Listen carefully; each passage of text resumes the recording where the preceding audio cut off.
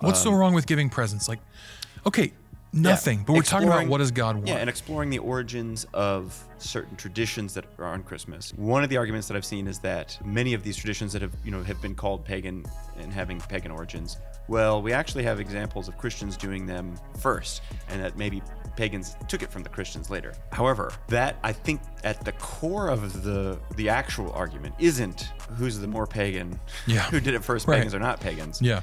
More so, who has the authority to change the system of worship for God. In the New Testament, Paul is writing to Christians saying, you're off track. Yeah. What you're doing is wrong. Right. You Paul, are not. John, Peter, literally we don't have any New Testament without New Testament Christians going off the rails. Base. Yeah. Yeah. So Paul, while the apostles are alive, is saying a certain people have crept in unnoticed and are leading you astray. They look like Christians. And Paul says this is going to continue to happen. And this will continue to happen. So I guess to me, that whole argument of like, well, Christians were doing it in the 300s doesn't hold water today. Yeah. Okay, let's say maybe Christmas should be kept. Well, if Jesus said, and so please worship me on this day through this mechanism, blah, blah, blah. Well, all right.